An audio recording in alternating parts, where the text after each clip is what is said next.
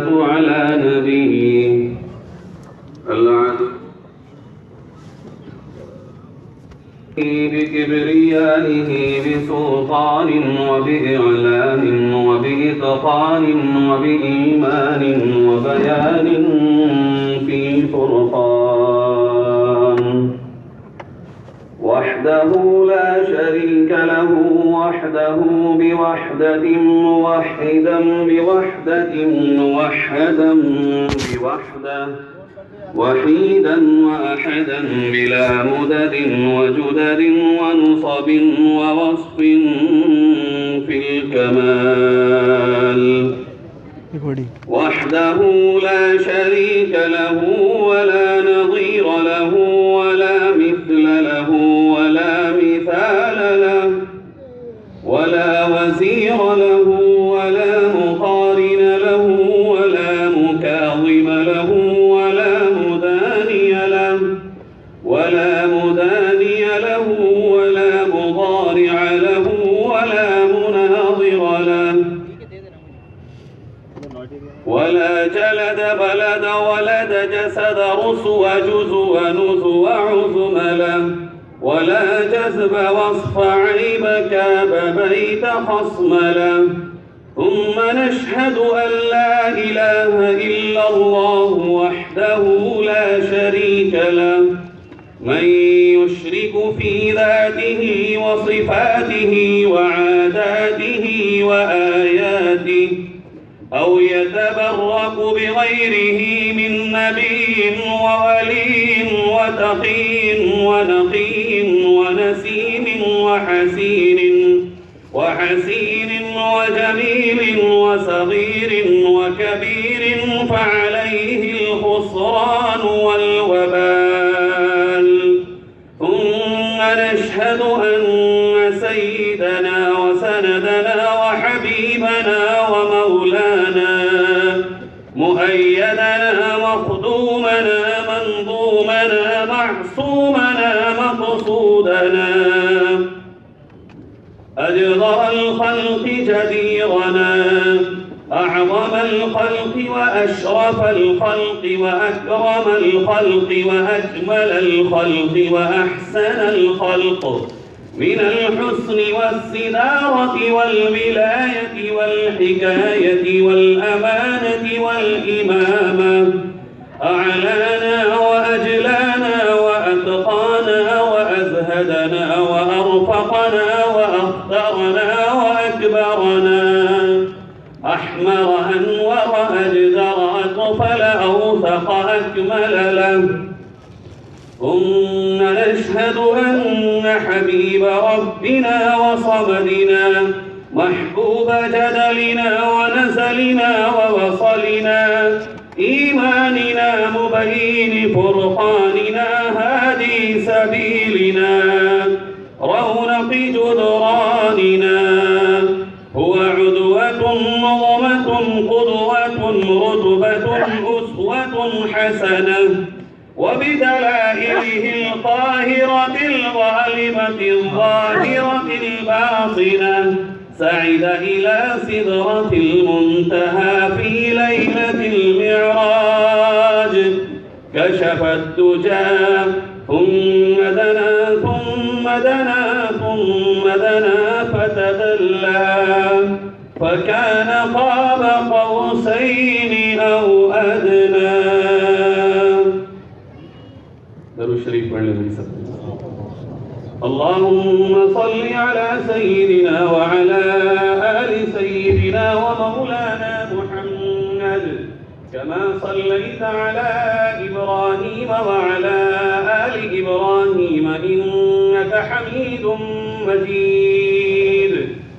اللهم بارك على محمد وعلى آل محمد كما باركت على إبراهيم وعلى آل إبراهيم إنك حميد مجيد.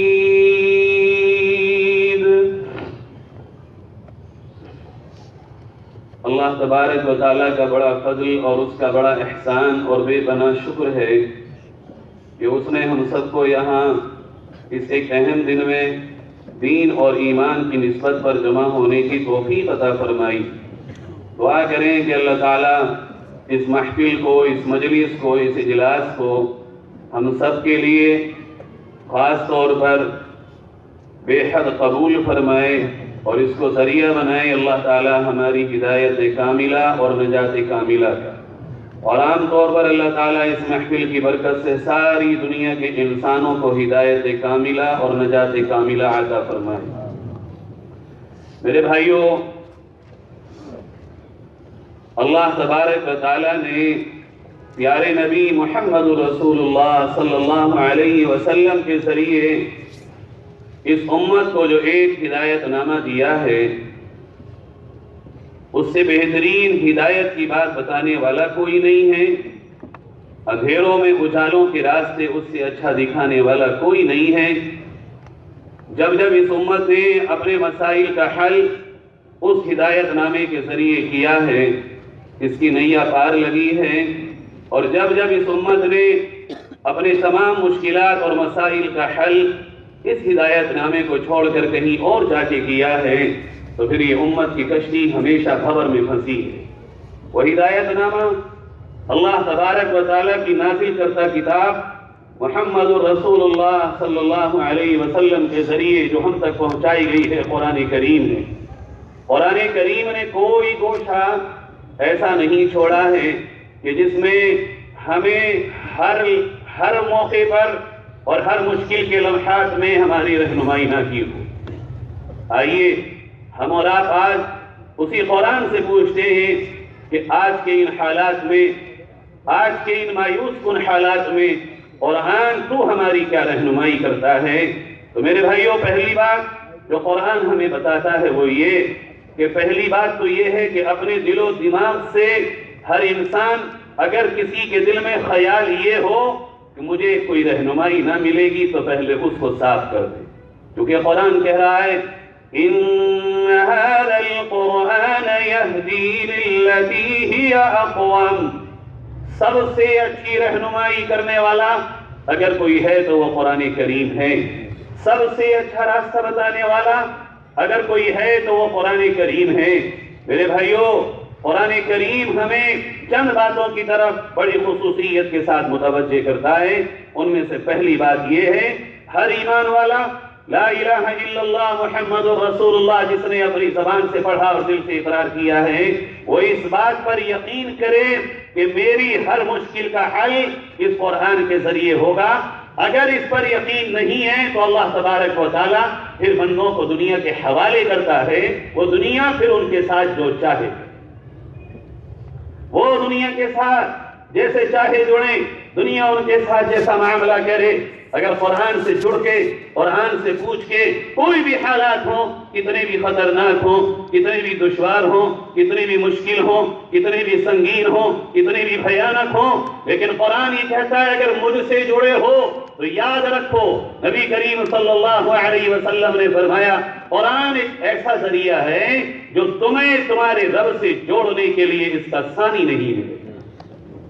اور جو اللہ سے جڑ جائے، جس کا تعلق اللہ سے ہو جائے، جو اللہ کا بندہ بن جائے، جو اللہ کا محبوب بن جائے، جو اللہ کا لاڈلا بن جائے، جو اللہ کا پیارا بن جائے، جس کے پاس میں الفاظ دیگر حکیم الامت کی زبان میں یوں کہوں، جس کے پاس اس کا اللہ موجود ہو، پھر اسے دنیا کی پرواہ کرنے کی کوئی ضرورت نہیں۔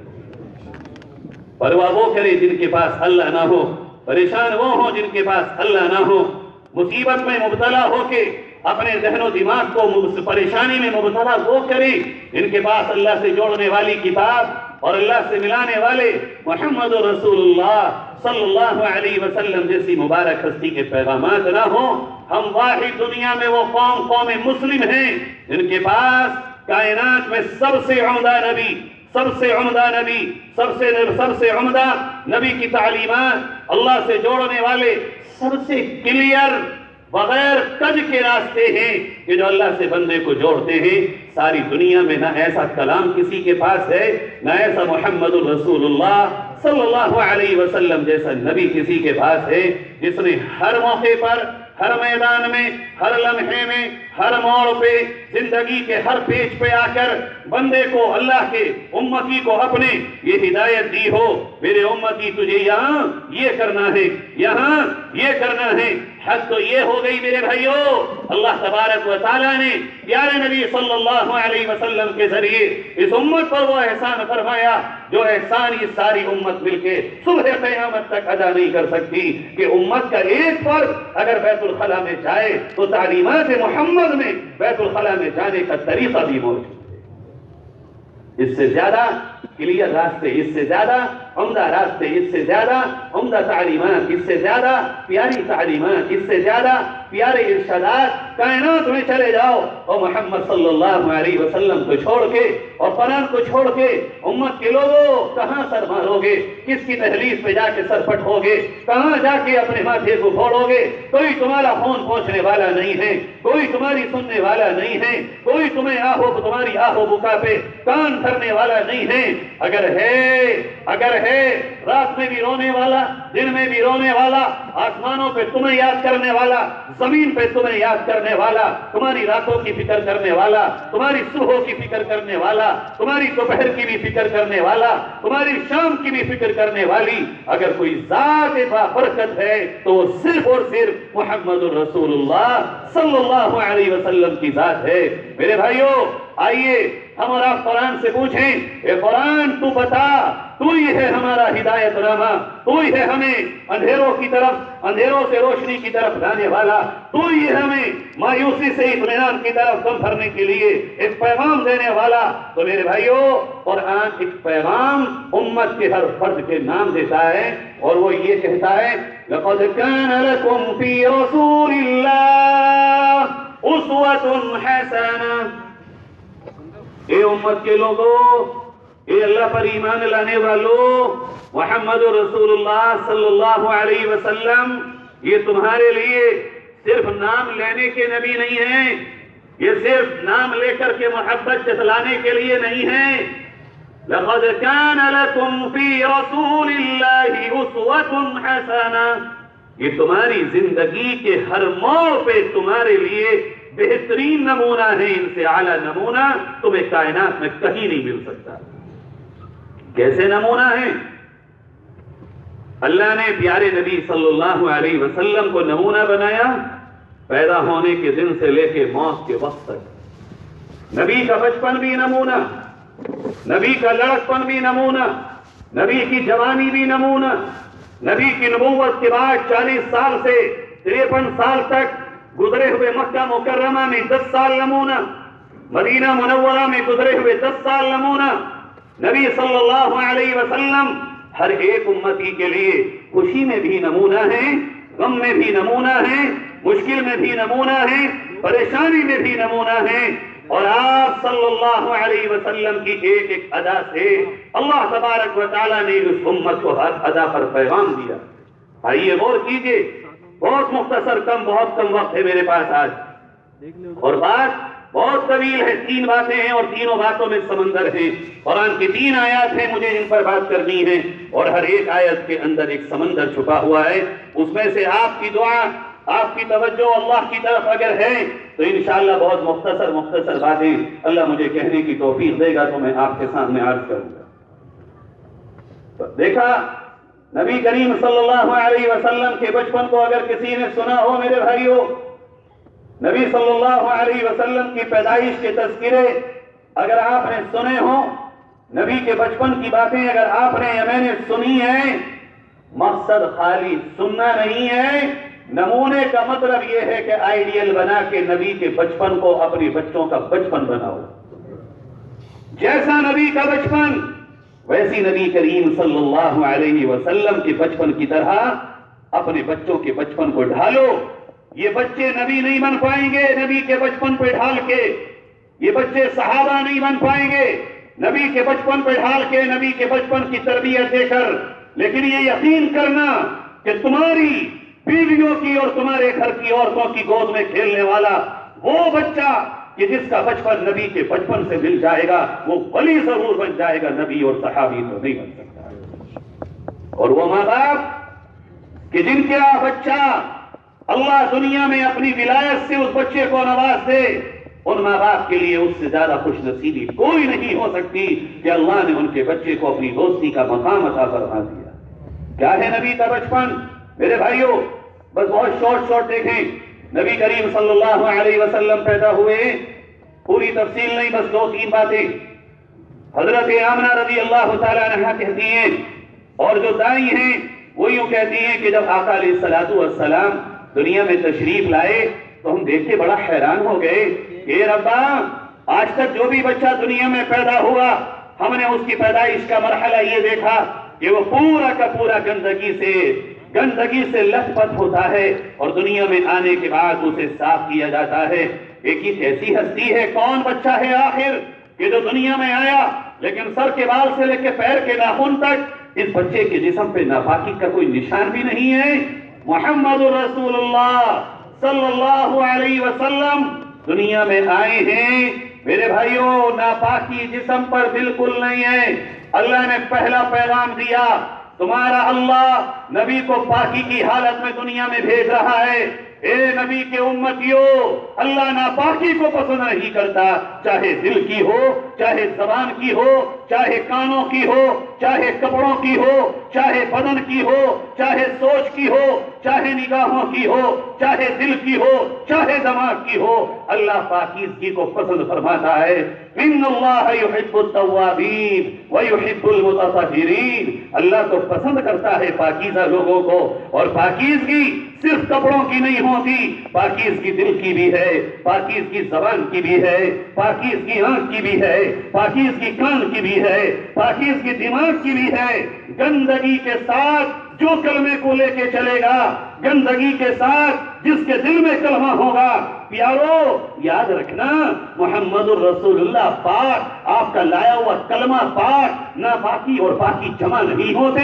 کلمے کا نور دل میں ناپاکی کے ساتھ جمع نہیں ہو سکتا جب تک کہ دل کو پاک نہ کر لیا جائے۔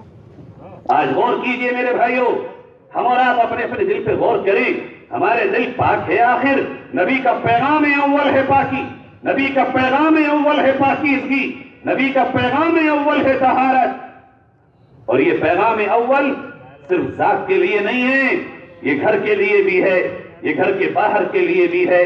میرے بھائیوں ہم اور آپ اپنی اپنی زندگیوں میں اپنے گریبان کے بٹن توڑیں اور جھانکیں، ہم نے اس پیغام کو کتنا قبول کیا ہے۔ دوسرا پیغام نبی کریم صلی اللہ علیہ وسلم کی پیدائش سے بہت سی باتیں ہیں، لیکن دوسرا پیغام پیارے نبی صلی اللہ علیہ وسلم کے بچپن سے اللہ نے دیا کہ جب آپ دائی حلیمہ کے گھر دودھ پینے کے لیے پہنچے، دائی حلیمہ کہتی ہے یہ عجیب بچہ میری گود میں آیا، خدا جانے یہ کیا ہے قدرت کا کرشمہ کہ یہ میری ایک چھاتی سے دودھ پیتا ہے، دوسری چھاتی سے میرا اپنا بدنی بیٹا دودھ پیتا ہے۔ میں نے بہت مرتبہ یہ کوشش کی کہ اس محمد نامی بچے کو دونوں چھاتیوں سے دودھ پلا دوں، شاید اس بچے کا پیٹ نہ بھرتا ہو، لیکن ساری کوششیں کرنے کے بعد اس بچے نے اپنی سائٹ کے علاوہ دوسری طرف دودھ کو منہ نہ لگایا۔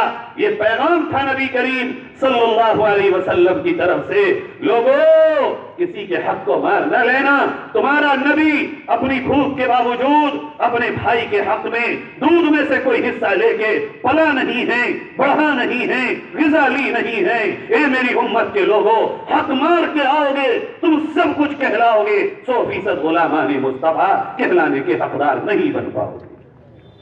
میرے پیارو ذرا غور تو کیجئے، ہم نے کیا کیا ہے آخر آج؟ حقوق پہ ڈاکے، بیوی کا حق مارنے والا بھی ہے، بیوی شوہر کا حق مارنے والی بھی ہے، بچوں کی تربیت میں حق مارنے والے بھی ہیں، پڑوسی کے حق کا قتل کرنے والے بھی ہیں، نفرتوں کو عام کرنے والے بھی ہیں۔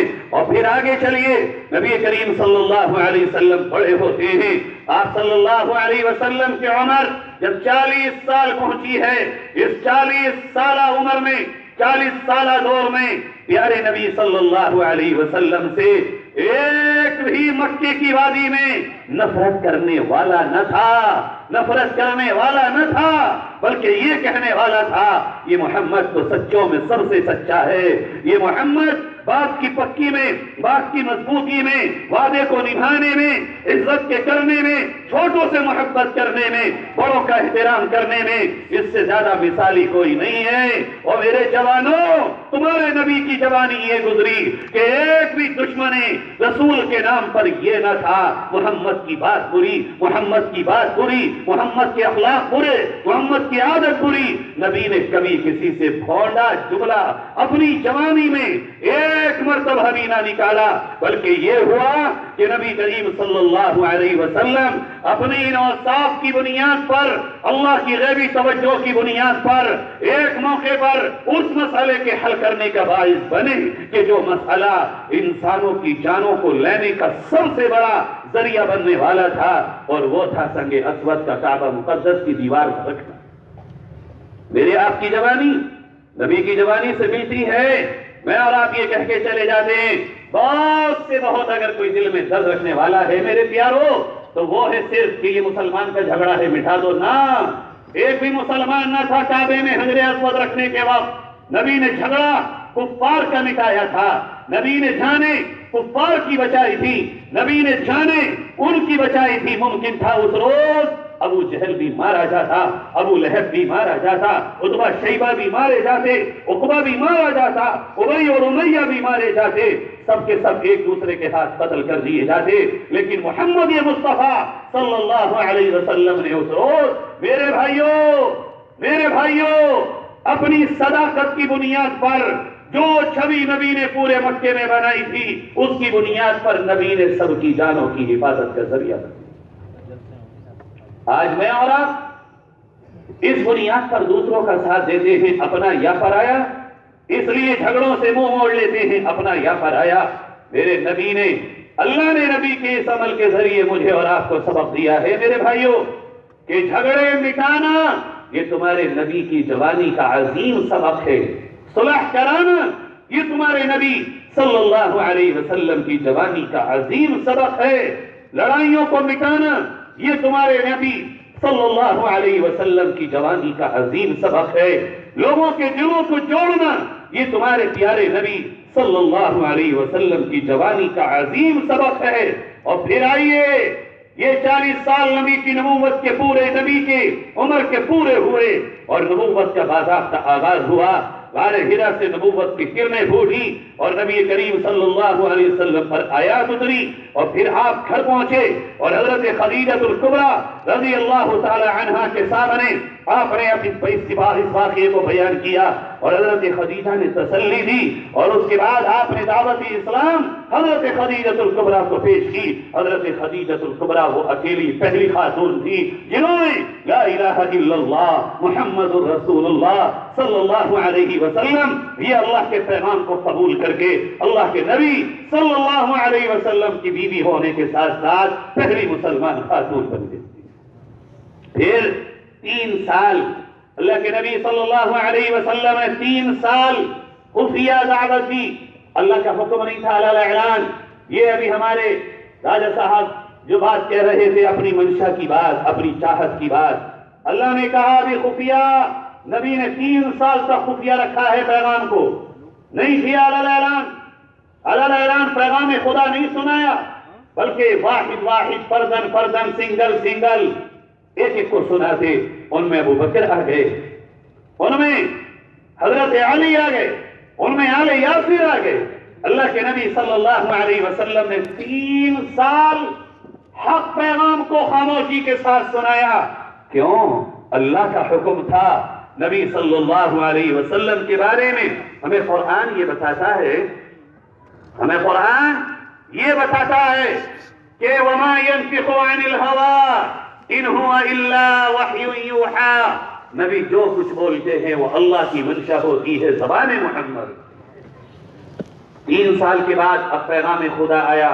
अब जो मैं बात कर रहा हूं मेरे भाइयों, अब आज के हालात को और अब ये जो नबी सल्लल्लाहु अलैहि वसल्लम की जिंदगी शुरू हो रही है, इन हालात को जरा मुकाबला करना, ये देखना कि नबी सल्लल्लाहु अलैहि वसल्लम अल्लाह के लाडले प्यारे पैगंबर, इमामुल अंबिया पैगंबर, अल्लाह जिनसे सबसे ज्यादा प्यार करे वो पैगंबर, لیکن جب اللہ کا پیغام آیا، پیغام خدا کو سنانے کے لیے پیارے نبی صلی اللہ علیہ وسلم جب نکلے ہیں، حالات کیا بنے ہیں؟ آج کا حالات، آج کے حالات اور کل کے حالات کا ذرا موازنہ کیجیے گا۔ آیا پیغام رب، فاصدع بما تؤمر واعرض عن المشرکین وانذر عشیرتک الاقربین۔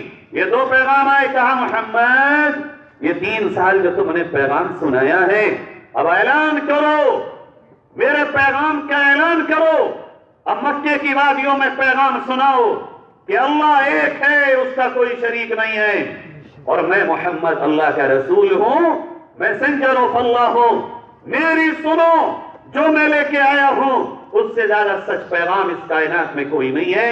میرے پیارو، اللہ کے نبی صلی اللہ علیہ وسلم پہاڑی پر چڑھ گئے، بہت مرتبہ آپ نے واقعہ سنا ہوگا، کاش کہ آج ہی میری اور آپ کی زندگی کے بدلنے کا ذریعہ۔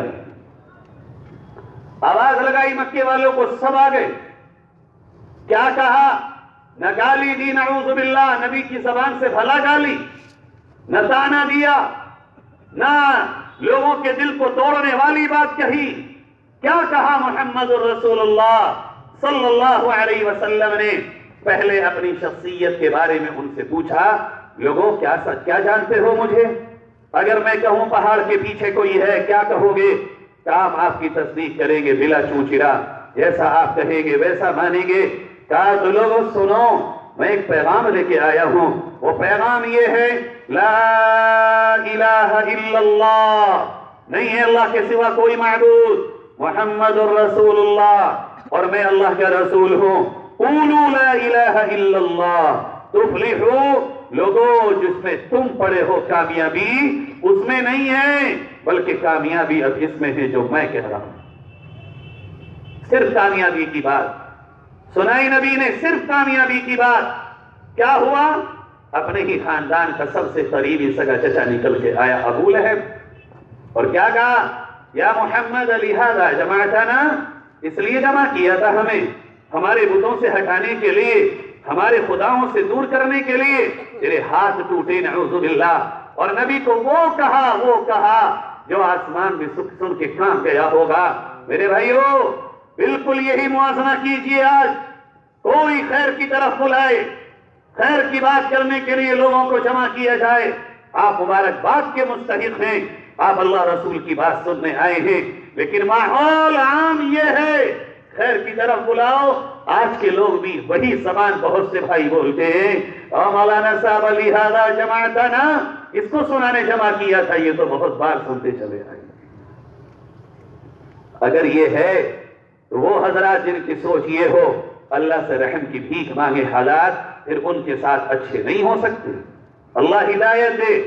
بس یہی پر نہیں ہوا میرے بھائیوں، ہمارے ساتھ اگر آج کوئی ظلم، کوئی زیادتی، کوئی پریشانی، کوئی مصیبت حق بولنے کی وجہ سے اور دین پر چلنے کی وجہ سے آتی ہے، ہم دین چھوڑنے کی فکر کرتے ہیں، لیکن غلط اور باطل راستے کو چھوڑنے کی فکر نہیں کرتے۔ ہم نے دین کے مقابلے میں دنیا کو ترجیح دی ہے، لیکن دنیا کو قربان کر کے دین کو اپنے سر کا تاج بنانے کی کوشش نہیں کی ہے۔ اور دیکھو، یہ محمد صلی اللہ علیہ وسلم ہیں، ان کی 2 بیٹیاں رقیہ اور ام کلثوم رضی اللہ تعالی عنہما نبی کے جگر کے ٹکڑے ہیں، اور دونوں ابو لہب کے بیٹے عتبہ اور عتیبہ کے گھر میں ہیں۔ اس وقت تک کافرہ سے اور کافر کا مسلمہ سے نکاح حرام نہیں ہوا تھا۔ ابو لہب گیا گھر اور جا کے کہا، اے بچوں تم کس کے ہو؟ اباجان تمہارے ہیں۔ کہا اگر میرے ہو تو جاؤ، رقیہ کو ہاتھ پہ پکڑو، ام کلثوم کو پکڑو، اور جا کے محمد کے گھر چھوڑ کے آؤ، اور اے عتیبہ جا تو محمد کے چہرے پہ پھونک کے بھی آنا نعوذ باللہ۔ یہ دونوں اٹھے، کس لیے؟ کیا کہا؟ کس کہا؟ کیا میرے نبی نے دل توڑا کسی کا؟ صرف ایک حق کی بات کہی، اللہ کی بات کہی، نبی کی بات کہی، دونوں اٹھے اور نبی کی بچیوں کے ہاتھ پکڑے، نبی کے گھر میں پہنچے، دروازہ کھٹکھٹایا، کون؟ میرے داماد آئے ہیں، آؤ۔ نبی کے وہم و گمان میں یہ بات نہ تھی، یہ لوگ اتنے گھٹیا ہوں گے، یوں آ کے نبی کی بیٹیوں کے ہاتھ پکڑ کے یوں دھکا دیا۔ آپ نے دونوں کو سینے سے لگایا، جلدی سے عتیبہ آیا، چہرے مبارک پر تھوکا اور کہا تم نے ہمارے بتوں کو گالیاں دی ہیں، لو آج سے تمہاری بیٹیاں ہمارے نکاح سے ختم ہیں۔ او دنیا کے لوگوں، او میرے نبی کے غلاموں، سبق لیں ہم اور آپ۔ میرے نبی نے ایک مرتبہ یہ نہ کہا اے عتبہ اے عتیبہ معاملہ تو مجھ سے ہے، میری بیٹیوں کا قصور کیا ہے، میری بچیوں کی غلطی کیا ہے؟ نہ، نبی صلی اللہ علیہ وسلم نے کہا میری بچیوں، جس رب کے لیے تمہارے گھر اجاڑے جا رہے ہیں سارے گھر بسانے اسی کو ہیں۔ اگر گھر اجڑا ہے رب کی خاطر بسائے گا بھی وہی رب۔ اور پھر دیکھا دنیا نے انہی دو بچیوں کو اللہ نے حضرت عثمان بن نورین رضی اللہ تعالی عنہ جیسا شوہر عطا فرمایا۔ جو لوگ بھی دین اور دنیا کے ٹکرانے کے وقت نبی کی اس داستان کو یاد رکھتے ہیں کہ دین قربان نہ کریں، دنیا قربان کریں، چاہے دنیا ہمیں کچھ بھی کہے، میرے بھائیوں نبی سے اعلیٰ نہ کل کوئی ہوا، نہ قیامت تک، اور نہ قیامت کے بعد کوئی ہو سکے گا۔ اب آپ کیا کہیں گے؟ اب آپ کیا کہیں گے؟ اگر مجھے آپ کو پریشانی آتی ہے ہم اور آپ بے چین ہو جاتے ہیں، کیوں؟ یہ سوچتے ہیں اللہ نے رحم کی برسات روک دی، کیا کہیں گے آپ؟ نعوذ باللہ کوئی ادنا سا مسلمان یہ تصور نہیں کر سکتا کہ پیارے نبی صلی اللہ علیہ وسلم کی ذات سے کہ اللہ ناراض ہو جائے۔ ایک ادنا سا مسلمان وہم میں اپنے وہم و گمان میں بھی یہ بات نہیں لا سکتا، پھر اللہ نے نبی کے ساتھ کیوں یہ معاملہ کیا؟ اس لیے میرے بھائیوں تاکہ یہ آج کی امت سمجھ سکے کہ میں نے اپنے نبی کے ساتھ بھی قربانیاں لی ہیں۔ اے امت کے لوگوں، 2017 میں جینے والوں، تمہیں بھی قربانیاں دینا پڑے گی، بالقربانی کہ تم بھی کامل مومن اور جنت کے حقدار نہیں بن سکو گے۔ آگے چلیں پھر دیکھیں نبی کریم صلی اللہ علیہ وسلم کا جب اعلان یہ پیغام شروع ہوا، پھر کیا ہوا میرے بھائیوں؟ نبی کے چہرے پہ مٹی ڈالنے کے لیے ابو جہل بازار میں جاتا، نبی آگے آگے لوگوں سے کہتے لوگوں یہ بات سنو، ابو جہل کہتا لا تطیعوا، اس کی بات نہ سننا، کیوں؟ انہو کذاب، یہ تو بڑا جھوٹا ہے، نبی کے منہ پہ کہہ رہا ہے نبی کو جھوٹا۔ ابو لہب آتا، اس کی بیوی آتی اور نبی کے قدموں میں کانٹے بچھا کے اور کوڑا ڈال کے چلی جاتی۔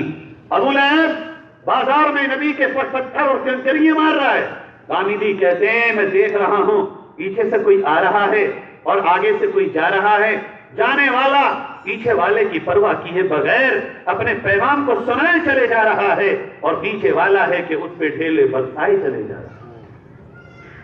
میرے بھائیوں بس اسی پر تھوڑی نہ ہوا، اللہ نے کیسی قربانی لی ہے نبی کریم صلی اللہ علیہ وسلم سے؟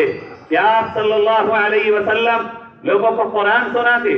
عقبہ ابن ابی معیط یہ نضر بن حارث یہ پارس کا سفر کرتا، وہاں سے قصے کہانیوں کی کتاب لاتا، لڑکیوں کو لاتا خرید کر اور ان سے گانے سنواتا اور محفلیں لگا کے قصے کہانیاں سنواتا اور کہتا جی سنو محمد کا قرآن اچھا، یہ میرے قصے اچھے، محمد کے کلام کا ترنم اچھا، یہ اس لڑکی کا سنایا ہوا گانا اچھا۔ علماء نے لکھا ہے جب سے حق و باطل کے معرکے شروع ہوئے باطل کا طریقہ یہی رہا ہے کہ وہ اہل حق کو گانوں سے، عورتوں سے، قصے اور کہانیوں سے اللہ کے پیغام کی طرف سے ہٹاتے ہیں۔ بہت سے بھولے بھالے لوگ وہ ہوتے جو اس کی لڑکی کے گانے سنتے، قصے کہانیاں سنتے اور قرآن سے ہٹ جاتے۔ آج بھی باطل کا طریقہ وہی ہے۔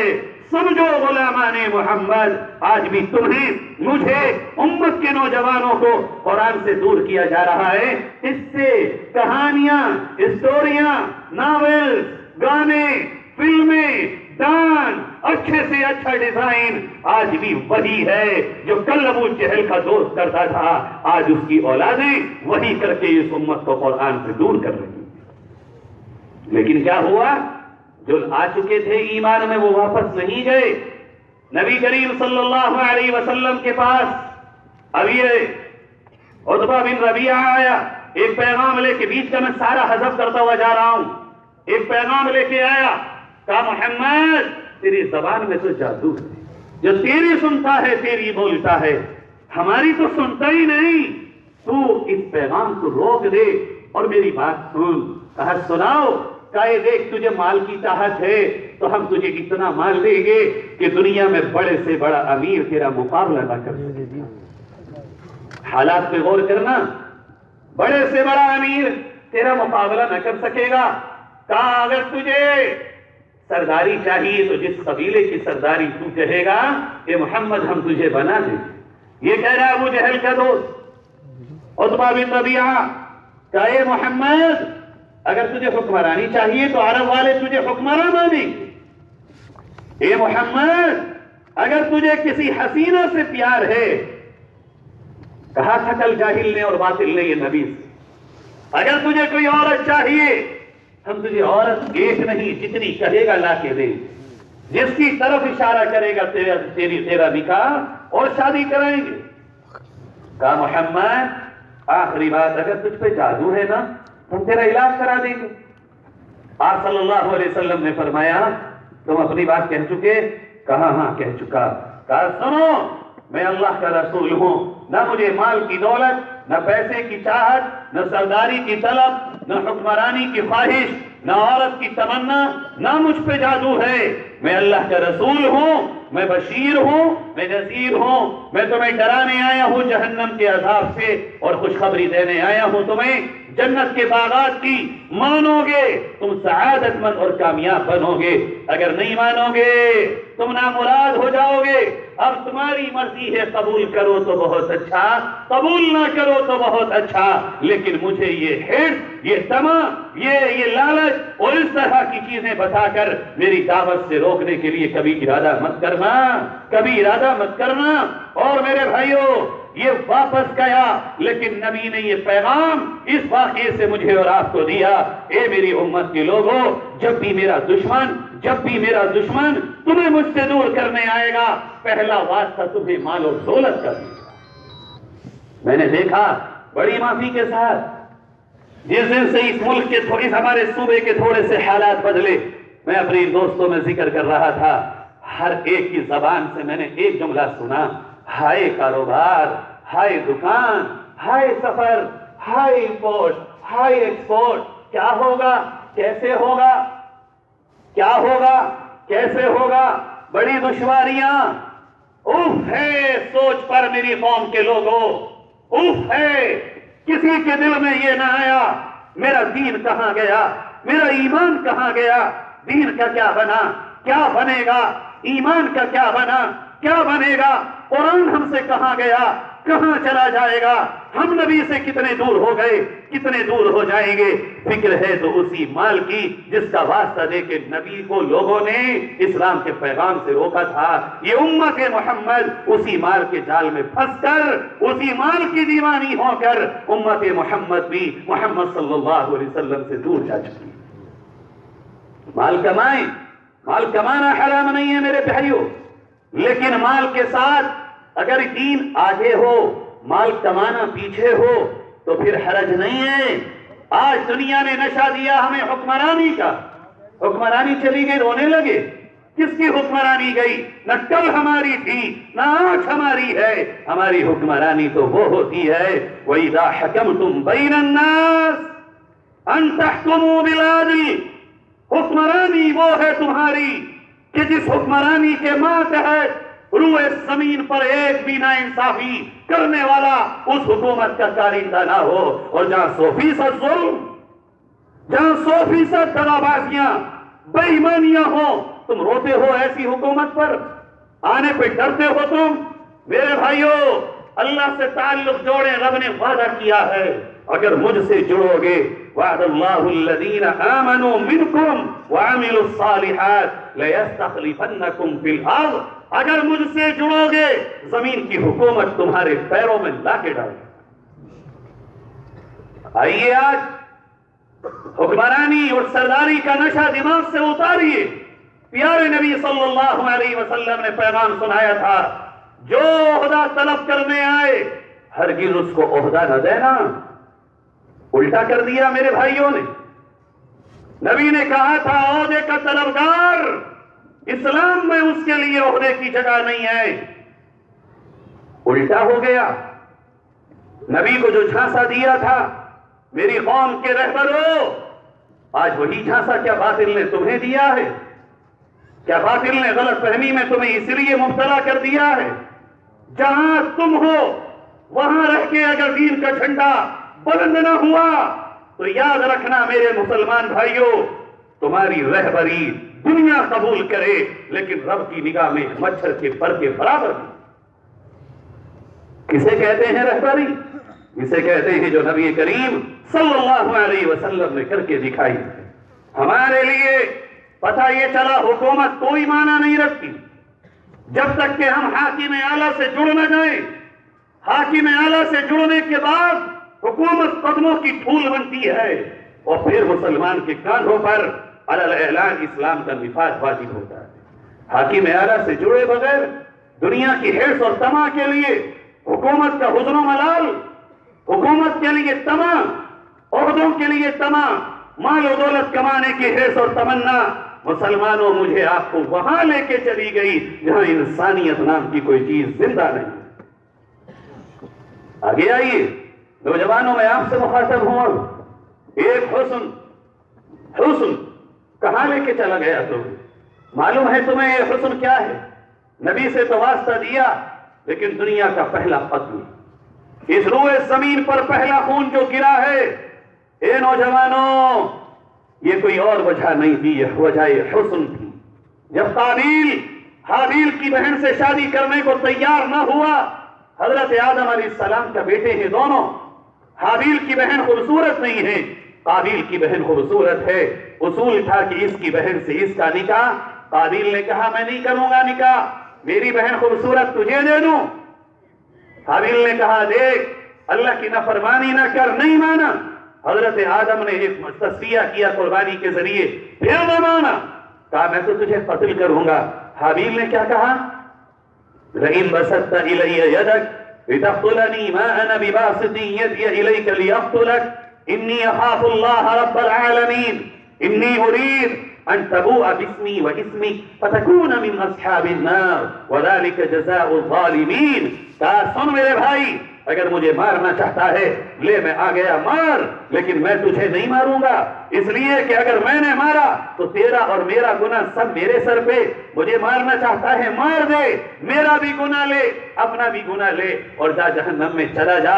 یہ دنیا میں پہلا قتل دو وجہوں کی بنیاد پر، حسد اور حسن دونوں جمع ہوتی ہے میرے بھائیوں، عشق میں، محبت میں، لو میں، پیار میں، جو آج میرے نوجوانوں کی زندگی بن چکا ہے۔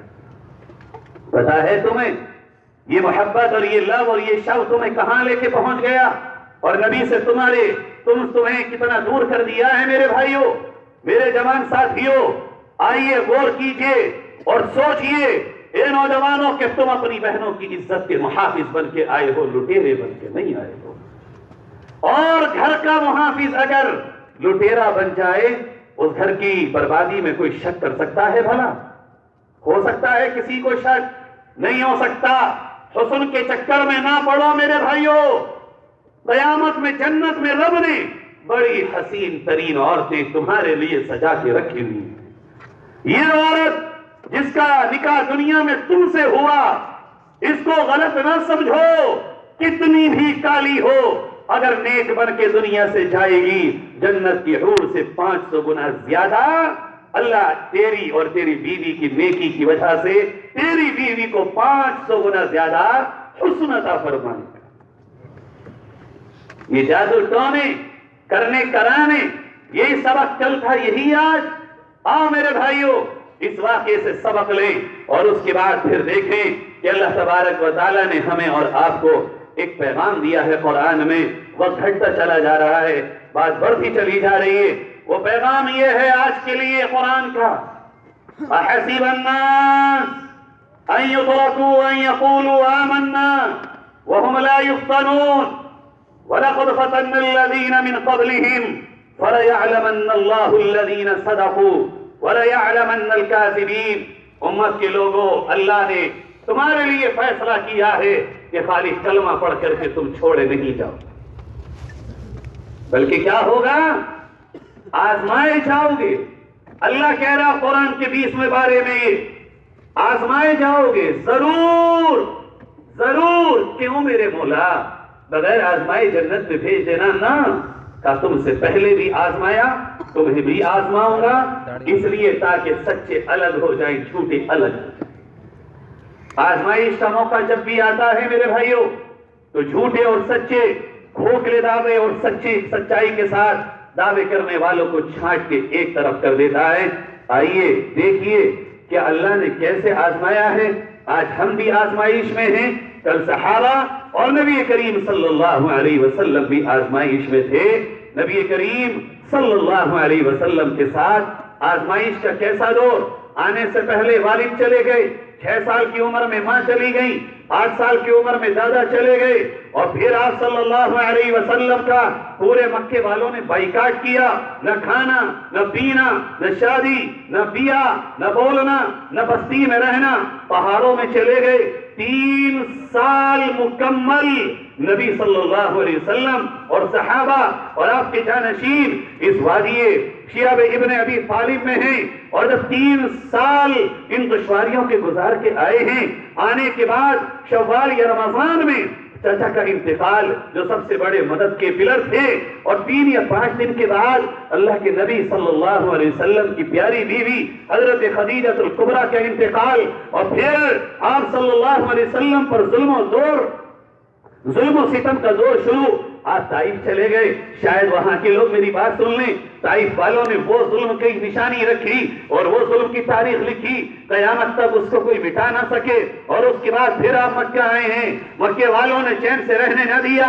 اب اللہ کا حکم آیا، چلو میرے نبی صلی اللہ علیہ وسلم نے دین نہیں چھوڑا، صحابہ نے دین نہیں چھوڑا، بلال نے دین نہیں چھوڑا، خباب نے دین نہیں چھوڑا، دنیا کے سارے اسباب چھوڑ دیے، سامان چھوڑ دیے، خوشحالیاں چھوڑ دی، خوشیاں توڑ دی، تمناؤں کو آگ لگائی، لیکن اللہ کے تعلق کو اور نبی کی رفاقت کو چھوڑنے کے لیے کوئی کافروں کے ساتھ، دشمنوں کے ساتھ نہ گیا۔ میں میرے بھائیوں، میرے پیارے بھائیوں، آج میں اتنا کمزور ہو گیا کہ ایک نبی سے اتنا دور دنیا کے لیے چلا جاؤں، مال کے لیے چلا جاؤں، عہدے کے لیے چلا جاؤں۔ کیا کہو گے کل قیامت میں تم بلال حبشی سے کہ جس کو ننگی ریت پر لٹایا جاتا ہے اور اس کا مالک یہ اس سے کہتا ہے، ایک بار کہہ دے محمد سے ناطہ توڑ لیا، ایک بار کہہ دے محمد سے تعلق توڑ دیا، ایک بار کہہ دے محمد سے دامن چھڑا لیا، تیری ساری خطائیں معاف، تو پھر سے ایک انسان خوشحال بن کے اٹھے گا۔ بلال ایک ہی جملہ کہتا، اللہ احد، اللہ احد۔ او لوگو، اس بلال کی رگوں کو کاٹو، خون کا ایک ایک قطرہ نچوڑو، اس خون سے آواز سننا، غلامی محمد کی صدائیں تمہیں آئیں۔ کیا کہو گے کل حضرت خباب، حضرت خبیب سے کہ جن کو تپتے ہوئے انگاروں پر لٹایا گیا تھا، اور ان کی چربی جب نکلی ہے میرے بھائیوں تو انگاروں کی آگ کوئی دھوپ سے، کوئی پانی سے، برف سے، دھول سے نہیں بجھی ہے۔ یہ صحابی رسول کی کمر سے اتنی چربی نکلی اور رطوبت نکلی کہ انگاروں کی آگ بجھ گئی۔ حضرت عمر کے دور میں حضرت عمر نے ایک بار جب ان سے پوچھا تو حضرت خباب نے اپنی کمر کھول کے دکھائی، حضرت عمر رضی اللہ عنہ کی آنکھوں میں آنسو اتر آئے ہیں۔ اے خباب، تم نے کیسی دشواریاں جھیلی ہیں؟ میرے بھائیوں، صحابہ کرام میں سمیہ رضی اللہ تعالی عنہ بھی ہیں۔ آج میری بہنہ دنیا کے لیے نبی کے دین کو چھوڑ کے کہاں جا رہی ہے؟ یہ سمیہ تجھ سے پوچھ رہی ہے۔ یہ مکے کی وادی میں اپنی جان کو ہتھیلے پہ لیے نبی کی غلامی میں مست حضرت سمیہ رضی اللہ تعالی عنہ پوچھ رہی ہے آج کی بہنوں سے، ماں سے، کہاں جا رہی ہو؟ کس کے راستے پر جا رہی ہو؟ اور میں بھی تو عورت ہوں، اور میں بھی تو تمہاری ماں میں سے ایک ہوں، اور میں بھی تو کسی کی ماں تھی، اور میں بھی کسی کی بہن تھی، میرا بھی کوئی رشتہ دار تھا۔ ابو جہل آیا اور کہا، سمیہ اگر تو نے محمد سے واسطہ نہ توڑا تجھے ہلاک کر دوں گا۔ میرے بھائیوں، حضرت سمیہ نے کھڑی بھی سامنے موت کو قبول کیا ہے، لیکن نبی سے تعلق توڑنے کو قبول نہ کیا، اور ابو جہل نے برچھی ماری، حضرت سمیہ کی ٹانگیں دونوں، حضرت سمیہ کا دھڑ بیچ میں سے الگ ہوا، اور دنیا میں یہ پہلی شہید خاتون عورت کے نام لکھی گئی شہادت۔ کیا جواب دیں گے ہم قیامت میں؟ یہ ابو بکر رضی اللہ عنہ ہیں، یہ ہجرت کا سفر جاری ہے، نبی کریم صلی اللہ علیہ وسلم گھر سے نکلے ہیں اور غار ثور کے قریب پہنچے ہیں۔ میں بات کو بہت مشکل سے سمیٹ رہا ہوں میرے بھائیوں۔ حضرت ابو بکر رضی اللہ عنہ نکلے، ابو بکر رضی اللہ عنہ کبھی آگے کبھی پیچھے کبھی ادھر کبھی ادھر. اے ابو بکر تجھے کیا ہوا؟ کیا یا رسول اللہ ڈر لگتا ہے، کبھی دل میں خیال آتا ہے دشمن پیچھے سے نہ آ جائے تو ادھر کو منہ اور آپ کی طرف کور کر لیتا ہوں، کبھی خیال آتا ہے کہ دشمن یہاں سے نہ آ جائے تو ادھر میں اپنا منہ کر لیتا ہوں، کبھی خیال آتا ہے دشمن یہاں سے نہ آئے منہ یہاں کر لیتا ہوں. اللہ کے نبی نے فرمایا ابو بکر غم نہ کر، ابو بکر غم نہ کر، ابو بکر غم نہ کر. اتنے میں ابو بکر کی نظر پڑی کہ نبی کے قدموں کے نشان پر خون کے چھینٹے گرتے ہوئے جا رہے ہیں. آواز لگائی ابو بکر نے، آقا کیا ہوا ابو بکر؟ ارے خیر تو جائیے آقا، کیا ہوا ابو بکر؟ اللہ کے نبی آپ کے پیروں سے شاید خون نکلنے لگا ہے، گھر سے لے کے غار ثور تک پیدل چلتے چلتے یا رسول اللہ آپ کے پاؤں مبارک خون سے لت پت ہو رہے ہیں. ابو بکر یہ خون دیکھنے کا وقت نہیں ہے تو خون نہ دیکھ میرے ابو بکر. اللہ کے نبی آپ کہہ رہے ہیں یہ خون دیکھنے کا وقت نہیں ہے. ابو بکر کی تو آپ کے خون کو نکلتے ہوئے دیکھ کر جان نکلی جا رہی ہے. یا رسول اللہ ٹھہر جائیے خدا کے لیے. آپ ٹھہر گئے. بتا میرے ابو بکر کیا کروں میرے رفیق، کیا کروں میرے دوست؟ کہاں سے لاؤں رات میں سواری، کہاں سے لاؤں رات میں اونٹنی، کہاں سے لاؤں رات میں جس پر میں سوار ہو کے سواری کر سکوں؟ اللہ کے نبی میں ہوں نا، میں سواری بننے کو تیار ہوں. ابو بکر اکڑ بیٹھ گیا، نبی کو کانوں پہ بٹھا لیا اور غار ثور کی طرف چلے ہیں. او محبت کے غلام ہو ذرا غور تو کرو، کل نبی کے لیے ایک اپنی جان لے کے پھرتا تھا، آج تم اس نبی کے نام پہ سبتے میں جان تو لیتے ہو لیکن اللہ کے نبی کے نام پر اپنی چاہتوں کو قربان بھی نہ کر سکے ہو. اور آؤ دیکھو اور تھک تھک کے چور ہو کے یہ کہنے والوں بہت دین کما لیا.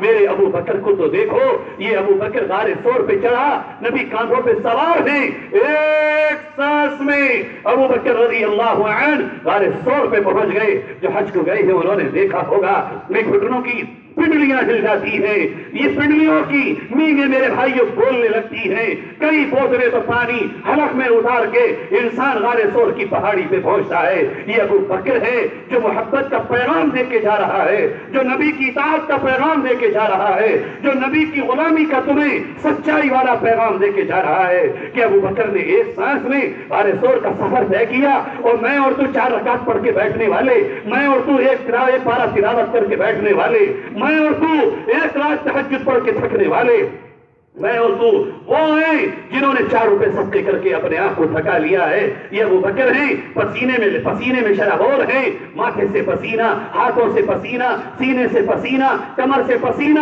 پنڈلیوں سے پسینہ، پسینہ ہی پسینہ ہے.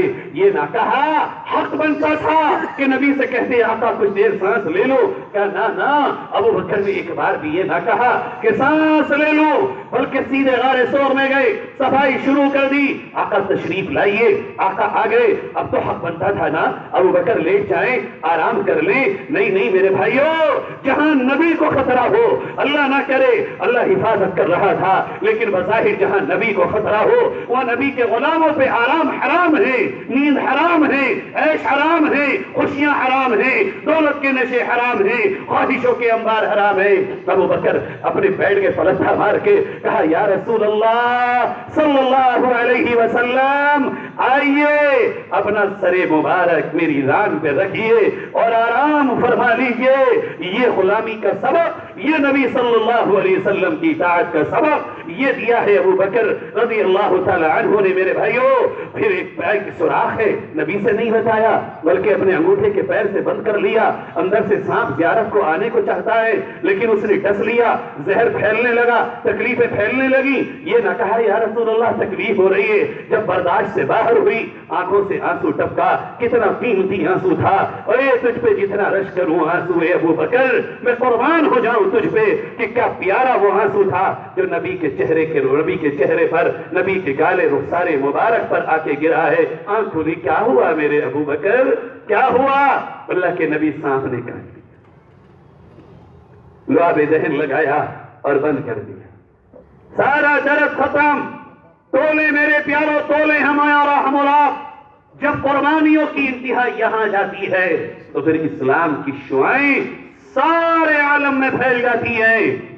جب امت محمد اپنے ہر چین اور سکون سے بڑھ کے اسلام کے پیغام کو لے کے اٹھتی ہے تو میرے بھائیوں باطل خود بخود دبتا چلا جاتا ہے. اور جب ہماری آپ کی خواہشیں سب سے اوپر ہوتی ہیں تو خواہشیں بھی مٹتی ہیں اور ہماری اور آپ کی زندگیوں سے اسلام بھی دور ہوتا چلا جاتا ہے۔ آج میرے بھائیوں، کون سا گناہ گناؤں میں جو نبی نے منع فرمایا تھا کرنا مت، قرآن نے کہا تھا کرنا مت، جھوٹ نہ بولنا، بے ایمانی نہ کرنا، وعدہ خلافی نہ کرنا، سیلاب آئے تو انجوائے نہ کرنا، آندھیوں سے کھیل نہ بنانا، بادلوں کو دیکھ کے لطف نہ اٹھانا۔ اللہ کے نبی صلی اللہ علیہ وسلم کے زمانے میں جب بادل اور آندھی اور طوفان آتے تو آپ پریشان ہو جاتے۔ حضرت عائشہ پوچھتی، اللہ کے نبی کیا ہوا؟ کہنے لگے یہ بادل بھی تو ہو سکتے ہیں جس نے قوم عاد کو تباہ کر دیا تھا۔ بادل، آندھی، طوفان، بارش، سیلاب، یہ تمام وہ چیزیں ہیں کہ ان کے موقع پر اللہ سے پناہ مانگنے کا وقت ہوتا ہے۔ میں اپنی قوم کے نوجوانوں سے کیا کہوں کہ وہ اللہ کے عذاب کی جو ماضی کی داستانیں ہیں اس کی طرف دماغ ہی نہ دوڑاتے ہیں، وہ تو انجوائے کرنے میں لگے چلے جا رہے ہیں۔ آئیے میرے بھائیوں، میرے جوان ساتھیوں، میری ماں اور بہنوں، ایک اور طرف میں آپ کو ایک جھلکی دکھاؤں کہ کس کو کہتے ہیں غلامی اور کتنی قربانی کے بعد یہ مقام ملتا ہے۔ ایک حضرت بلال رضی اللہ عنہ، اللہ کے نبی دنیا سے تشریف لے گئے، یہ ملک شام میں ہے، ملک شام میں ہے۔ 1,00,000 صحابہ مدینے سے نکل کے اسلام کی خدمت کر رہے ہیں۔ اکیلے بلال کو خواب نظر آیا جو سب سے غریب بھی تھا، سب سے کالا بھی تھا۔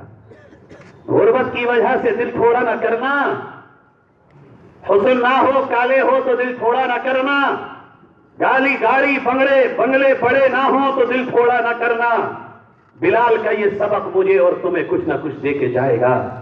موٹے موٹے ہونٹ، کالا رنگ، غلامی کی زندگی جس نے جی تھی، وہ جس کے پاس اپنا گھر بھی نہ تھا، وہ جس کا نام و نسب بھی محفوظ نہ تھا، وہ بھی ان تمام بڑے بڑے صحابہ میں اچانک ایک رات سوئے دیکھا سرکار دو عالم محمد رسول اللہ صلی اللہ علیہ وسلم تشریف لائے ہیں، اور کیا کہہ رہے ہیں؟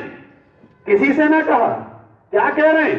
اے بلال، یہ کیسی جفا ہے، یہ کیسی بے وفائی ہے، کیا میرے شہر آنے کو جی نہیں چاہتا؟ حضرت بلال کی آنکھ کھلی، سوار ہوئے، دھنا دھن دوڑ لگا دی، سواری کی پیٹھ پر سوار ہو کے سوائے حاجت اور نماز کے لیے کہیں نہ روکے۔ اور جب مدینے کی سرحد آئی ہے پیارو، تو عشق اور محبت سر چڑھ کے بولتا ہے، ایسا یہ بھول ہی جائے کہ پیارے نبی صلی اللہ علیہ وسلم دنیا سے جا بھی چکے ہیں۔ آواز لگائی، یا رسول اللہ، میں آ گیا ہوں، اور سیدھے اللہ کے نبی صلی اللہ علیہ وسلم کی قبر مبارک پر پہنچے۔ بالکل دیکھا، رے میرے نبی تو جا چکے ہیں دنیا سے، چپٹ گئے، روتے روتے زمین سے مل گئے اور ایک جملہ کہنے لگے، اے اللہ کے نبی، آپ نے مجھے بلایا تھا، میں تو آ گیا، آپ کہاں؟ میں تو آ گیا، آپ کہاں تھے؟ اور یہ ایسا منظر تھا میرے بھائیوں، نبی کے بلاوے پر کوئی مدینہ آیا، خواب میں بلایا ہو نبی نے کسی کو، یہ بلال کے سوا کسی اور کے ساتھ نہیں ہے۔ اگر مالداری، اگر عزت، عہدے، بلندیاں ہی تمہاری وجہ ہیں، دکھاؤ مجھے بلال کے پاس کون سی دولت، عزت، بلندیاں تھی اس دور میں۔ اس کے بعد صحابہ جمع ہو گئے، بلال آ گئے، حضرت حسنین امام حسن اور حسین رضی اللہ تعالیٰ عنہما سے کہا، بچوں ظہر کی نماز کا وقت ہے، تمہارے سوا آج بلال کسی کی نہیں مانیں گے، جا کے کہو ایک بار وہ اذان دے دے جو نبی کے دور میں دیتے تھے، اس دور کو بہت یاد کر رہے ہیں ہم لوگ۔ حضرت حسین اور حسن آئے، کہا اے میرے چچا، ہم آپ سے درخواست کرتے ہیں آپ اذان دے دیجئے۔ حضرت بلال کہتے میں ٹال نہ سکا، کھڑے ہوئے ایک امت پر، اور جو یوں کہا اللہ اکبر اللہ اکبر، مکہ مدینہ منورہ میں ایک عام ہلچل ہو گئی۔ کیوں؟ نبی کے دور کی اذان بڑے دنوں کے بعد نبی کی یادیں تازہ ہو گئی میرے بھائیوں۔ اور جب حضرت بلال نے کہا اشہدو ان لا الہ الا اللہ، کوئی گھر ایسا نہ تھا جس میں لوگ اپنے قدموں کو باہر نہ نکال چکے. اور جب کہا اشہد ان محمد رسول اللہ، مدینہ منورہ میں لوگ آپس سے باہر ہو گئے، اور حضرت بلال اتنا کہہ کے زمین میں ٹک کے بیٹھ گئے اور سسکیاں لے کے روتے رہے. لوگوں اذان کیسے پوری کروں؟ کل کہتا تھا اشہد ان محمد رسول اللہ، نبی سامنے ہوتے تھے، آج میرا آقا مجھے نظر نہیں آیا، اب آگے میں کہاں سے چلوں؟ یہ ہے میرے بھائیوں قربانیوں کے انعامات دنیا میں. حضرت بلال کے لیے نبی کہتے تھے بلال تو چلتا تو زمین پہ ہے لیکن تیرے قدموں کی آواز میں معراج میں میرے جنت میں سنی تھی. اور میرے بھائیوں غربت کا شکوہ نہ کرو، کاروبار کے نقصان ہونے کا شکوہ نہ کرو. نبی جب مدینہ پہنچ گئے ہیں وہ دور بھی میرے نبی نے دیکھا ہے. ارے میرے پاس تو آج کوئی ایسا بھی نہیں ہے جو یہ کہے کہ میں 4 دن سے 5 دن سے بھوکا ہوں. تم اس نبی کے ماننے والے ہو. ایک مرتبہ آپ صلی اللہ علیہ وسلم گھر سے نکلے اور گھر سے نکل کے شیخین سامنے نظر آئے ابو بکر و عمر. کیا ہوا؟ کہنے لگے بھوک نے نکالا ہے. آپ نے کہا مجھے بھی بھوک نے نکالا ہے. آگے گئے، ابو ایوب انصاری رضی اللہ عنہ کا گھر آیا، انہوں نے دیکھا نبی آ رہے، فوراً باہر آ گئے. اللہ کے نبی میں میزبانی کروں آپ کی، آئیے. حضرت آپ صلی اللہ علیہ وسلم اور ابو بکر اور عمر یہ دونوں پہنچ گئے حضرت ابو ایوب کے ہاں. ابو ایوب انصاری نے بکری کا بچہ ذبح کیا جلدی سے، اور بکری کا بچہ ذبح کر کے فوراً اپنے گھر میں بننے دیا اور باغ میں گئے اور انگور کا ایک خوشہ توڑ کے لائے اور کہا اللہ کے نبی بڑی بھوک لگی ہے آپ کو، آپ یہ کھا لیجئے. اس کے بعد جب دسترخوان لگا اور یہ بکری بن کر کے دسترخوان پہ آئی اور نبی کریم صلی اللہ علیہ وسلم نے میرے بھائیوں یہ پردہ ہٹایا جو دسترخوان کے اوپر کپڑا ڈھک کے رکھا ہوا تھا کھانے پر، وہ کپڑا ہٹایا. نبی کی آنکھوں میں آنسو آ گئے. آپ نے ایک روٹی اٹھائی، اس پہ چند بوٹیاں رکھی اور ایک صحابی جو وہاں کھڑے ہوئے تھے ان سے کہا اے بندہ نواز جاؤ، میرے جگر کا ٹکڑا فاطمہ کئی دن سے بھوکی ہے، اس کو جا کے یہ دے کے آؤ، یہ وہ کھا لے، میری بچی کے پیٹ میں کچھ سکون پڑ جائے گا، میری بچی کو کچھ تراوٹ مل جائے گی. یہ دور میرے نبی نے، میرے نبی کے گھر والوں نے دیکھا ہے. او مسلمانوں کیا کہو گے حضرت فاطمہ سے؟ اے میری بہنوں کیا کہو گی حضرت فاطمہ رضی اللہ تعالی عنہ سے کہ ہم مست ہو کر کھا پی کر عیش کی زندگی جی کے بھی تیرے باپ کے غلام بن کے نہ رہ سکے، اور تو نے بھوک میں رہ کر، تو نے پریشانیوں میں جی کر بھی وہ پیغام دیا ہے اللہ کا جو آج اگر کوئی قبول کرے تو وہ بھی آسمان کی بلندی پر جا سکتا ہے. آؤ میرے بھائیوں آج ہم یہ طے کریں، چلیں آپ اگر کہیں گے یہ صحابہ تھے جنہوں نے اسلام کو ایسے لیا، کمپٹیشن کریں تھوڑا سا ذرا، وہ کیسے تھے اور ہم کیسے، ان میں کیا تھا اور ہم میں کیا نہیں ہے، وہ قول کے پکے ہم قول کے کچے، وہ بات کے سچے اور ہم بات کے دھوکے باز ہو چکے ہیں. میرے بھائیوں وہی صحابہ تھے جن کو اللہ پر ایمان ایسا کہ گھوڑے دریاؤں میں ڈالے تو دریا نے راستہ دیا. آج ہم ایسے کہ ہم اپنی شناخت کے اور علامت اسلامی علامت کے ساتھ سفر کرتے ہوئے ڈرے. کل وہ یہ تھے کہ چبوترے پہ قرآن پڑھنے بیٹھے، لوگوں نے کہا گھر میں پڑھو، کہا رب کا قرآن عام پیغام ہے کھل کے پڑھا جائے گا. آج ہم وہ ہیں جو زبانوں پہ قرآن بھی نہ آئے. کل وہ تھے جنہیں پوری دن اسلام کی تبلیغ میں چاہتا اور رات عبادت میں چاہتی، اور صبح اٹھتے تو یہ کہتے سجدوں سے اٹھنے کے بعد ماں ابدنا کا حق عبادتی، ہماری پوری رات سونے میں جائے، صبح کمانے میں جائے، شام گننے میں جائے اور کہیں کہ جنت کے ٹھیکیدار ہم. اور وہ یہ کہتے تھے ساری زندگی گزارنے کے بعد بھی اللہ جنت دے دینا، معاف کر دینا، سب کچھ لٹا کے وہ یہی کہتے تھے اللہ لے کے کچھ نہیں آ رہے، خالص تیرا فضل مطلوب ہے، تیرا فضل ہوگا تو جنت ملے گی. ہم وہ ہیں جو بغیر کچھ کیے جنت چاہتے ہیں، وہ تھے جو سب کچھ لٹا کے بھی جنت کی بھیک مانگا کرتے تھے. میرے بھائیوں وہ تھے جو ہر ایک کے حق کو ادا کرنے کی کوشش کرتے تھے. ہم وہ ہیں جو دوسرے کے حق کو تو ادا کرنے کی فکر نہ کریں، اپنے حق لینے کی فکر کریں. وہ تھے جن کا کا پڑوسی ان سے دل توڑ کے پیار کرتا تھا، ہم وہ ہیں جن کا پڑوسی دل کھول کے نفرت کرتا ہے۔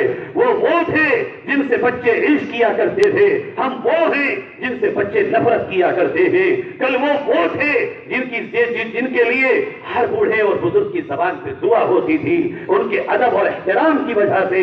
ہم وہ ہیں جو بڑوں کے اکرام نہ کرنے کی وجہ سے ان کی دعاؤں سے نکل چکے ہیں۔ وہ تھے جن کا مرنا جینا سب اللہ کے نام پر، نبی کے پیغام پر تھا۔ ہم وہ ہیں جن کا جینا اور مرنا صرف دنیا کے لیے ہے۔ کل صحابہ وہ تھے جن کا ہر لمحہ اللہ کی یاد میں گزرتا تھا، اور بڑے سے بڑی خوشی بھی اللہ کے پیغام کے سامنے ٹکڑے کر دیا کرتے تھے۔ سود کی حرام ہونے کی خبر آئی، سارا چھوڑ دیا۔ ہم وہ ہیں جو قرآن سننے کے بعد بھی، نبی کی بات سننے کے بعد بھی اپنی خواہش کو ٹوٹتے ہوئے دیکھ کر برداشت کرنا گوارا نہیں کرتے۔ میرے بھائیوں، کل وہ تھے جو تجارت بھی کرتے تھے تو اسلام کے لیے، جو کماتے تھے اسلام کی بلندی کے لیے، جو دکان بھی چلاتے تھے وہاں سے بھی اسلام کی تبلیغ کرتے تھے، کھیت کھلیانوں پہ بھی جاتے تھے، وہاں مزدوروں کو پڑھایا کرتے تھے۔ ہم وہ ہیں جو صرف تجارت کرتے ہیں، صرف دولت کماتے ہیں، صرف دنیا کماتے ہیں، صرف عزت کماتے ہیں۔ کل وہ تھے جو کبھی اللہ کی رحمت سے مایوس نہیں ہوتے تھے۔ لا تیأسوا من روح اللہ انہ لا ییأس من روح اللہ الا القوم الکافرون۔ حالات کتنے ہی تنگ کیوں نہ ہوں، 70 صحابہ کی احد میں شہادت کے بعد بھی وہ تھے جو مایوس نہ ہوئے۔ ہم وہ ہیں جو صرف دنیا کے نقصان پر مایوس ہو کے بیٹھ جاتے ہیں۔ اگر بنے ہم تو ہمارا بادشاہ بھی ایک مثال پیش کر سکتا ہے۔ اگر بنے ہمارے سامنے اولیاء کرام کی تاریخ پڑی ہے، غوث اعظم کا نام لینا جانا، پیغام قبول کرنا نہیں جانا۔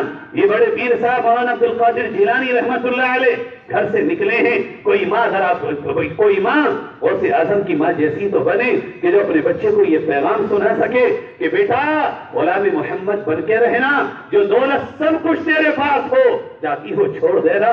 راستے میں گئے ہیں، ڈاکوؤں نے پوچھا ہے، یہ ہے 40 اشرفیاں، لے لو، یہ ہے میرے ولیوں کا پیغام۔ عمر بن عبد العزیز رحمت اللہ علیہ یہ ولی ہیں، وقت کے بادشاہ بھی ہیں، لیکن گھر میں کیا ہے، عید کا دن آیا، بیوی عید قریب آئی، بیوی نے کہا ارے میرے جہاں پناہ یہ دیکھو بچے کپڑے مانگ رہے ہیں۔ کہا میرے پاس تو کچھ بھی نہیں ہے، 3 بر اعظم کا اکیلا مالک یہ اللہ کا ولی عمر بن عبد العزیز، دنیا کے 3/4 حصے پر حکومت کرنے والا اکیلا، جس جو مطلق العنان بادشاہ ہے، جس کی ایک انگلی کے اشارے پہ دنیا تبو بالا ہوتی تھی، ایسا اللہ کا ولی ہے۔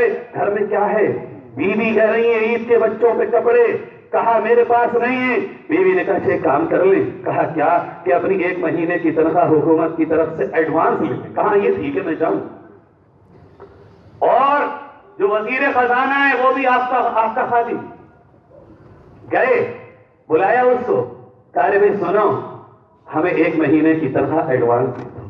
آج آپ مجھ سے اگر یہ بات کہیں گے شاید میں اس لائق نہ ہوں، لیکن کیا کہہ رہا ہے خادم، یہ ہوتے میرے بھائیوں جب حاکم ولی ہوتا ہے تو ان کے چھوٹے چھوٹے جو کارندے ہیں وہ بھی ولایت کے درجے کو پہنچے ہوئے ہوتے ہیں۔ عمر بن عبد العزیز نے کہا 1 مہینے کی تنخواہ ایڈوانس، بچوں کے کپڑے بنانے ہیں۔ کہا خادم نے حضرات ایک پرچے پہ لکھ کے دے دیجئے کہ اگلے مہینے زندہ رہیں گے تنخواہ دے دوں گا، ایک پرچے پر یہ لکھ کے دے دیجئے کہ میں زندہ آئندہ مہینے میں زندہ رہوں۔ آئے گھر، بیوی سے کہا بیگم میں ان کو کپڑے نہیں بنا سکتا۔ کیا نہیں کر سکتا تھا ایک بادشاہ، ایک اشارے پر تھوڑی تحائف تحفے میں ڈھیر لگ جاتے۔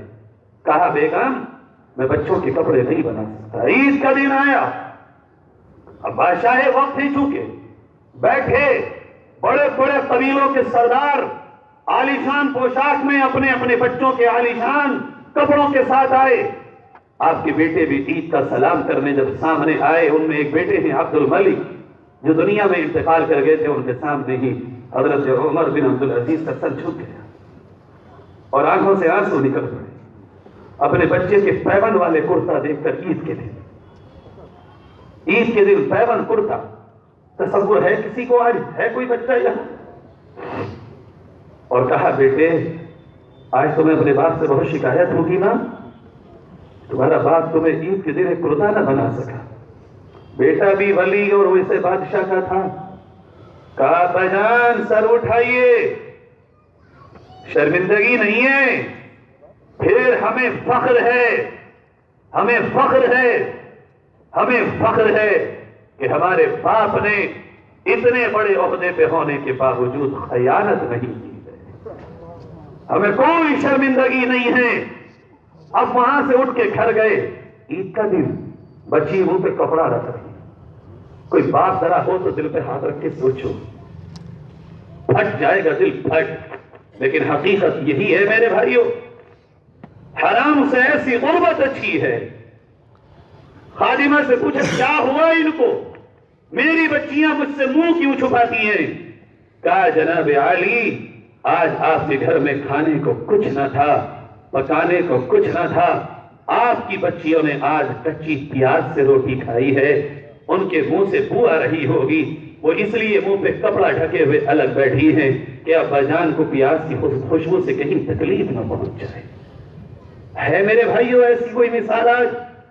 جب تک یہ مثالیں نہ آئیں، جب تک یہ انقلاب نہ آئے میری آپ کی زندگی میں کہ سب کچھ اللہ اور اس کے رسول کے نام پہ اگر قربان کرنا پڑے تو کر دیں، یہ جذبہ نہ آئے تو میرے بھائیوں پھر کچھ بننے بگڑنے والا نہیں۔ ایک بات کہہ کے بات ختم کر رہا ہوں جو آخری بات ہے۔ فرمایا دیکھو تم ایمان لائے ہو لیکن نذیر کس کی بنو گے؟ فَإِنْ آمَنُوا بِمِثْلِ مَا آمَنْتُمْ بِهِ فَقَدِ اهْتَدَوْا، تمہارا ایمان جب تک صحابہ والے ایمان کی کسوٹی پر نہیں اترے گا کامیاب اور ہدایت والے نہیں بن سکتے۔ ایک چیز جو بڑی نمایاں تھی نبی اور صحابہ کے اندر، جو دشمنوں کو اسلام کے قریب آنے کا سبب بنتی، نماز، روزہ، عبادت، گھر کی زندگی، یہ بھی اسلام کے موافق ہو، لیکن میرے بھائیوں جو ایک ہے چیز سب سے اعلیٰ جو غیروں کو اسلام کی طرف لانے کا آٹومیٹکلی ذریعہ ہے، کوئی دعوت کی ضرورت نہیں ہوتی اس میں، وہ کیا ہے؟ وہ ہے اخلاق، وہ ہے عادت، وہ ہے خوش مزاجی، وہ ہے دوسروں کو معاف کرنا، وہ ہے محبت کو پھیلانا، وہ ہے نفرتوں کو مٹانا۔ وہ نبی نے بھی اپنی زندگی میں پیش کیا اور وہ صحابہ نے بھی پیش کیا، وہ ہے دوسروں کی خدمت۔ اخلاق میں سے وہ ہے غریبوں کی مدد، وہ ہے بھوکوں کو کھلانا، وہ ہے خراب عادتوں کو مٹانا، کسی سے غلطی ہو جائے مقدمہ نہ کر کے معاف کر دینا۔ پیارے نبی صلی اللہ علیہ وسلم اخلاق کا سب سے عمدہ سبق جو دے کے گئے ہیں وہ یہ ہے کہ تم معاف کرنے والے بنو، انتقام لینے والے مت بنو۔ ایک واقعہ اور بات کروں، غزوہ حنین ایک جنگ کا موقع ہے، فتح ہو، بہت بڑا لشکر، بہت بڑا لشکر ہے، رات کا وقت ہے، لوگ ادھر سے ادھر گھوم رہے ہیں، ایک صحابی کا پیر نبی کے پیر پہ چلا گیا، نبی کے ہاتھ میں ایک چھوٹی سی ڈنڈی تھی، آپ نے اس ڈنڈی سے ان کو ہٹا دیا اور فرمایا تم نے مجھے تکلیف دی ہے تم نے مجھے، یہ کہا اور یہ چلے گئے۔ اب صحابی رسول کہتے ہیں جب میں رات میں آیا تو مجھ پر قیامت ٹوٹ پڑی، میرے نبی نے فرمایا کہ مجھے تکلیف دی ہے، کہتے ہیں صبح ہوئی، اعلان ہوا رات میں جس شخص کا پیر نبی کے پیر پہ رکھا گیا تھا حاضر ہو جائیں، آقا کی بارگاہ میں وہ آ جائیں۔ کہتے ہیں جب یہ اعلان ہوا تو میں سمجھا کہ پتہ نہیں اب کیا بنے گا میرا، اور میرا ایک ایک قدم اتنا بھاری ہو گیا کہ اٹھانا بھاری، میں کانپتے ہوئے پہنچا نبی کی بارگاہ میں، اور نبی نے کیا فرمایا؟ اور چھوٹی چھوٹی بات پہ مقدمہ کرنے والے بھائیوں، میڈوں پہ، چھجلیوں پہ، دیواروں پہ، نالیوں پہ لڑائی کرنے والوں، میرے پیاروں یہ اسلام کے ماننے والوں کا شیوا نہیں۔ بات بات پہ جھوٹ گواہی، ایک مقدمہ نہ جانے کتنی تباہی لے کے آتا ہے، وکیل کی تباہی، جج کی تباہی، گواہوں کی تباہی، مدعی کی تباہی، ایک مقدمے میں کتنے لوگ جھوٹ میں ملوث ہو کے تباہ ہوتے ہیں۔ میرے نبی نے سبق دیا ایسا نہ کرو، بلکہ کیا کہا؟ آئے، کہا میرے بھائی رات جو تم سے میرے پیر پہ پیر رکھ گیا تھا میں نے تمہیں ہلکی سی یہ ڈنڈی چبھو دی تھی۔ کہا یا رسول اللہ اور کرنا میرے بھائیوں، جبکہ نبی اگر اس سے یہ بات نہ کرتے تو نبی پر کوئی جرمانہ نہیں۔ کہا رات یہ ٹھنڈی سے تمہیں تکلیف ہوئی جاتا ہے؟ یا رسول اللہ مجھے کہاں تکلیف ہوئی ہے؟ کہا نہیں ہوئی تو ہوگی، ایسا کرو میں محمد ان سب کے سامنے تم سے معافی مانگتا ہوں، تو مجھے معاف کر دو، قیامت میں مجھے یہ نہ کہنا کہ محمد رسول اللہ نے مجھے یہ تکلیف دی تھی۔ یہاں معاملہ صاف کر لو اور لو یہ اتنا انعام لے لو، لیکن یہاں تم اپنے معاملے کو درگزر کر دو۔ کس منہ سے کہیں گے ہم اور آپ نبی صلی اللہ علیہ وسلم سے اتنے مقدموں کی فائلیں لے جا کے کہ یا رسول اللہ فرمائیں؟ مسجد نبوی میں کھڑے ہو گئے اللہ کے نبی، کوئی ہے جس پر مجھ سے کوئی زیادتی ہو گئی ہو تو حق لے لے۔ ایک صحابی کھڑے ہو گئے، اے اللہ کے نبی آپ نے میری کمر پہ ڈنڈی ماری تھی، بدلہ چاہیے، اور ابھی میں یہاں کہ تم میں سے مجھ سے کوئی غلطی ہو گئی ہو معاف کر دو، وہ بدلہ لینا چاہو بدلہ لے لو۔ تو کوئی اٹھ کے آ جائے نا کہ آپ نے کبھی میرے چانٹا مار دیا تھا، میں آپ کے چہرے پہ چانٹا ماروں گا، یہ سب کھڑے ہو جائیں گے، تیری ہمت کیسے ہوگی؟ لیکن یہاں تو معاملہ ہی کچھ الگ ہے، یہی تو حقیقت اور یہی تو مزہ ہے اسلام کا۔ کوئی ہے؟ کھڑے ہو گئے اللہ کے نبی، میں ہوں، میری کمر پہ آپ نے ڈنڈی ماری تھی، بدلہ چاہیے۔ آ جاؤ، ممبر سے اتر کے نیچے پہنچ گئے، ڈنڈی ہاتھ میں دی گئی، لو۔ کہا نہیں یا رسول اللہ آپ نے میری کمر پہ جب ڈنڈی ماری تھی تو میری کمر ننگی تھی، کرتا نہیں تھا۔ اللہ کے نبی نے اپنا کرتا اٹھا دیا تھی، اللہ میری کمر پہ ڈنڈی مار، حساب برابر کر لے، لیکن کل کوئی بات مجھ سے نہ کہنا کہ میرے اوپر تیرا کوئی حق ہے۔ جیسے ہی نبی نے اپنی قمیص پیچھے سے اٹھائی ہے یا آپ کی گردن آپ کی کمر پہ جو دوشالہ بڑھ جو چادر بڑی تھی وہ ہٹائی ہے تو میرے بھائیوں صحابی نبی سے چپٹ گئے اور بحر نبوت کو چھوپ کے کہا اللہ کے نبی آپ سے ایسی ہمت کوئی کر سکتا ہے بھلا؟ مجھے تو آپ کی کمر کو چومنا تھا کہ مجھے یہ موقع پھر نصیب نہ ہوتا، اس لیے میں نہیں لکھی۔ لیکن پیغام تو میرے آپ کے نبی نے دیا ہے نا، پیغام تو محمد رسول اللہ صلی اللہ علیہ وسلم نے دیا ہے نا۔ میری بہن نے ٹھان لی کہ دیورانی سے بولنا ہی نہیں ہے، جٹھانی سے بات ہی نہیں کرنی ہے، نند سے لڑائی ہو گئی تو ہو گئی، یہ نندوئی کے گھر نہیں جانا۔ چھوٹی چھوٹی باتوں پر لڑائیاں جھگڑے، اور میرے بھائیوں معاف کرنا سیکھے، نبی نے معاف کرنا سکھایا ہے، نبی نے حق ادا کرنا سکھایا ہے، دنیا میں معاملے کو نپٹانا سکھایا ہے۔ اور میرے بھائیوں معافی کے ساتھ ایک بات اور عرض کر دوں میں آپ سے، یہ جو جب ہم نے اور آپ نے اپنی قوم پہ ایک عذاب ڈالا ہے فضول خرچیوں کا، غریبوں پر عذاب ڈالا ہے، یہ نبی کی تعلیم نہیں۔ ایسے بن کے رہو کہ کروڑ پتی کی بچی بھی غریب کے گھر جانے سے ہار نہ کرے، ایسے بن کے رہو کہ ارب پتی کا بچہ بھی کسی غریب کی بچی کو لینے سے شرم محسوس نہ کرے۔ خدا کا واسطہ ہے آپ کو کم سے کم نبی کے ایسے ماننے والے بنو کہ جو سعد بن اسود مدینے کے سب سے حسینہ لڑکی سے شادی کرتے ہیں، میرے تمہارے درمیان ہوٹل، جہیز، سونا زیور، کپڑے، بڑیاں، ان تمام چیزوں کی بنیاد پر کسی کی عزت نہ ہو۔ میری آج بڑی بدنصیبی ہے کہ میری قوم کے جوان کا جو اسٹیٹس ہے وہ گھڑیوں سے، وہ شوز سے، وہ کپڑوں سے، وہ پرس سے، میری بہن کا اسٹیٹس 10 لاکھ کا پرس، 6 لاکھ کی گھڑی، اور کل کا اسٹیٹس دیکھو عمر بن خطاب رضی اللہ عنہ حاکم وقت میں مسجد نبوی میں لیٹے ہوئے ہیں، رو گئے، اٹھے رونے لگے۔ کون ہے؟ کنکریوں کا تکیہ، کنکریاں اکٹھی کی، گوڑی ڈالی، تکیہ لگا لیا، کپڑے میں پیوند لگا لیے۔ یہ حاکم ہوتے تھے، ان کا اسٹیٹس کیا تھا پتا ہے تمہیں؟